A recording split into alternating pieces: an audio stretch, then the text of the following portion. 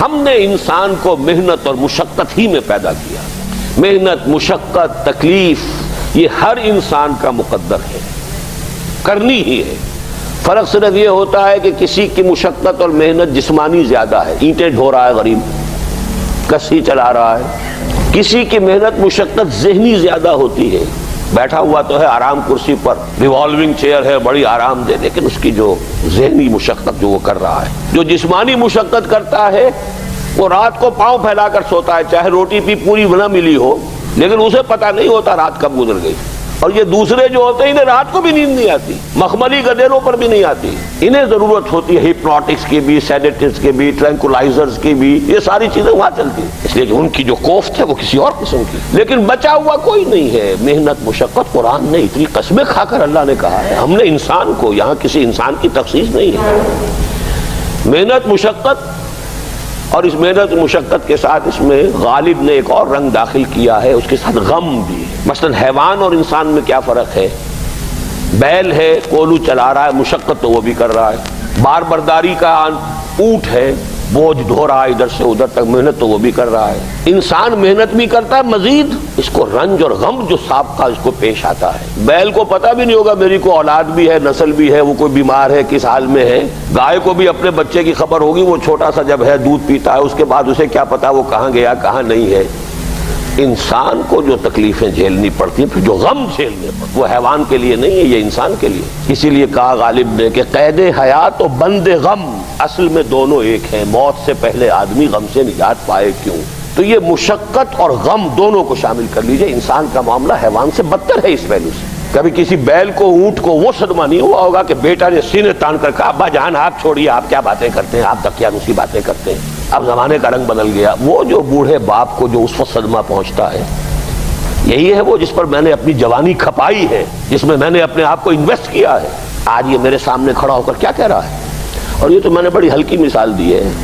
گالیاں دینے والے بھی ہیں، ماں باپ کو قتل کرنے والے بھی ہیں. مرتا نہیں ہے بڈھا کہ یہ مرے تو مجھے یہ ساری جائیداد ملے اور مجھے آزادی حاصل ہو. اے انسان، تجھے مشقت پر مشقت جھیلتے ہوئے، محنت پر محنت کرتے ہوئے ہی آگے بڑھنا ہے، اور پھر اپنے رب کے حضور میں پیش ہونا ہے. یہ اور مصیبت ہے. کسی اونٹ اور کسی بیل سے محاسبہ نہیں ہے وہاں. اس روز کہے گا کافر کاش میں مٹی ہوتا، انسان بنا ہی نہ ہوتا میں، جسے آج ہم بہت بڑا شرف سمجھ رہے ہیں، شرف انسانیت.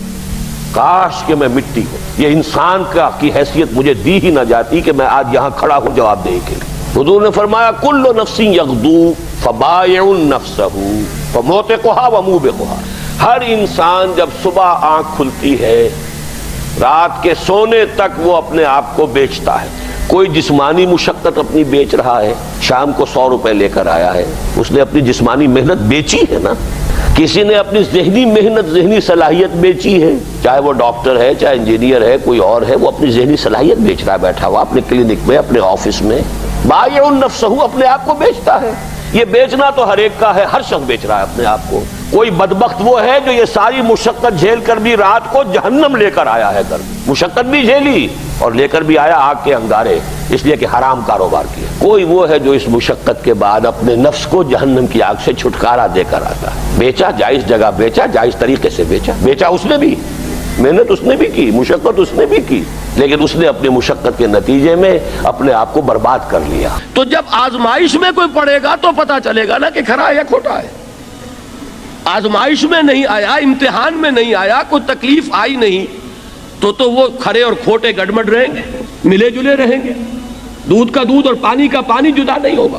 کیا لوگوں نے یہ سمجھا تھا کہ وہ چھوٹ جائیں گے صرف یہ کہنے پر کہ ہم ایمان لے آئے اور انہیں آزمایا نہ جائے گا؟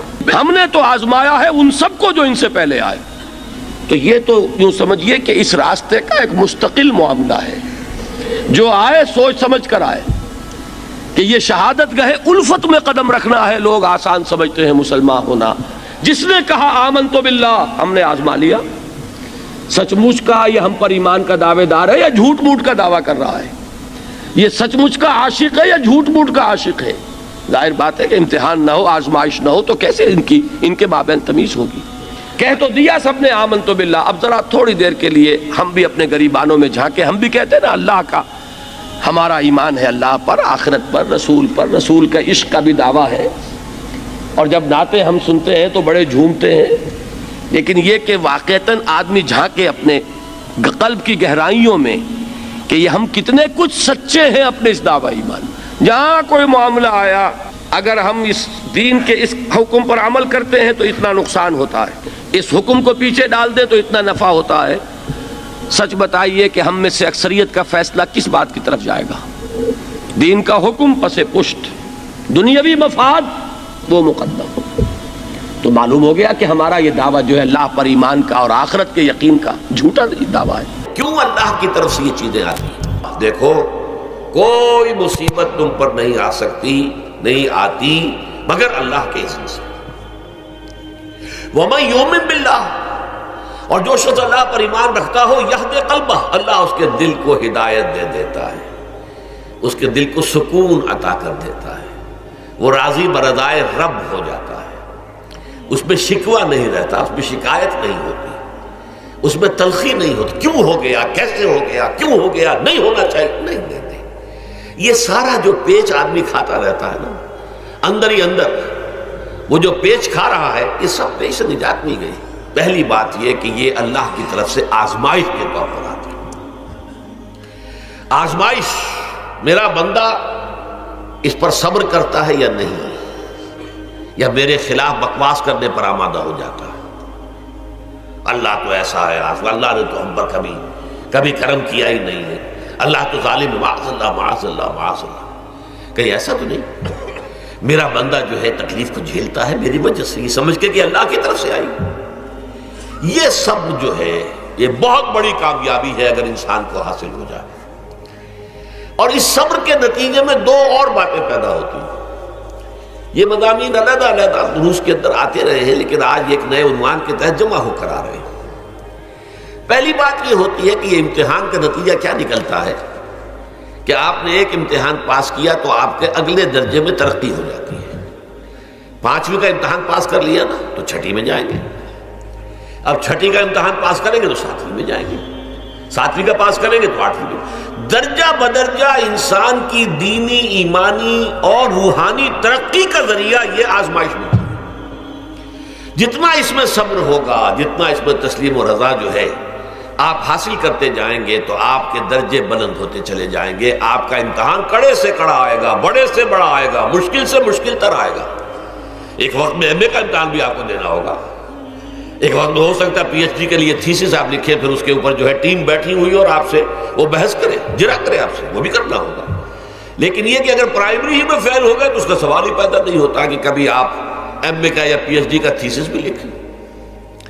اور اسی کو دوسرے انداز میں کہا گیا ہے قرآن مجید میں، وَلِيُبْلِيَ الْمُؤْمِنِينَ مِنْهُ بَلَاءً حَسَنًا. اصل میں ابلا کہتے ہیں، بلا یبلو جو ہے عربی زبان میں آتا ہے آزمانا. خلق الموت والحیات لیبلوکم ایکم احسن عملا. یہی معنی ابتلا کے میں، ابتلا یبتلی آزمانا.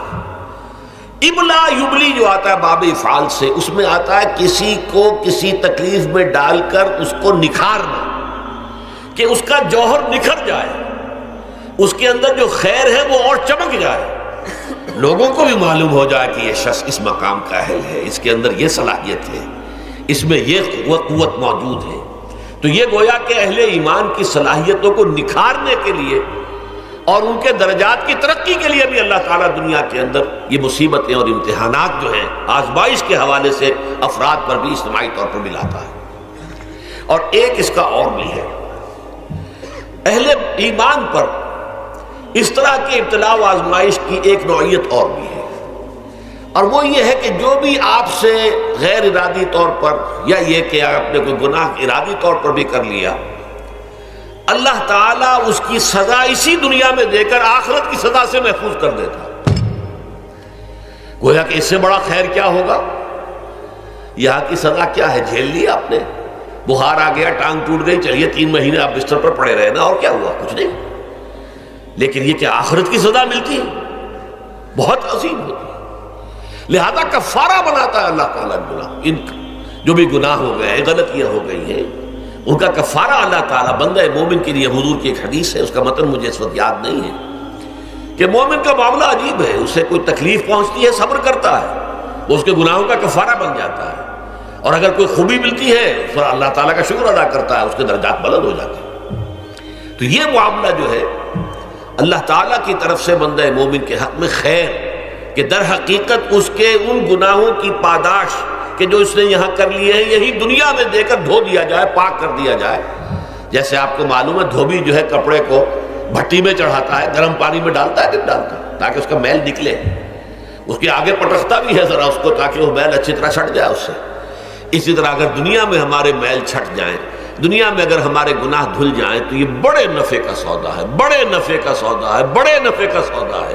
اس اعتبار سے آپ غور کیجئے کہ اگر یہ حقائق ہمارے سامنے رہے تو کیا کوئی تکلیف دنیا کی ہمیں بھاری محسوس ہوگی؟